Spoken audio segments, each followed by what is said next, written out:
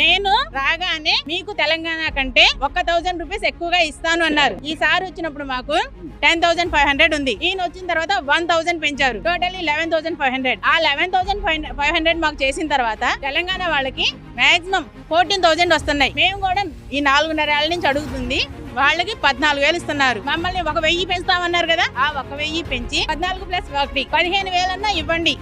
కనీసంగా ఆ 15,000 అన్నా ఇస్తే అందులోనే మేము మా ఫ్యామిలీ చూసుకోవాలి. ఆ ఫ్యామిలీని చూసుకుంటూనే సెంటర్ లో గ్యాస్ ఖర్చులు చూసుకోవాలి, పిల్లలకి అక్కడ కూరగాయలు చూసుకోవాలి. మాకు టీఏడిఏలు ఏమి ఉండవు. ప్రాజెక్ట్ రమ్మంటే వెళ్ళాలి, సెక్టర్ రమ్మంటే వెళ్ళాలి, ఇన్ కేసు ఏదైనా మీటింగ్ ఉన్నా వెళ్ళాలి. అందులోనే అన్ని చూసుకోవాలంటే ఒక సామాన్యుడు బతకగలడా? మళ్ళీ ఎన్నికలు రాబోతున్నాయి, మళ్ళీ చెప్తారు అని మళ్ళీ అంటే ఒక్కసారి మోసపోతాం సార్. ఎదురు దెబ్బ ఒక్కసారే చూస్తాం. ఇప్పుడు జస్ట్ అంగన్వాడీ ఇక్కడ ఏముంది, ఒక మండల్ లెవెల్ 106 మెంబర్స్ అనుకుంటున్నారు. CITU దగ్గర నుంచి అన్ని యూనియన్స్ సపోర్టెడ్.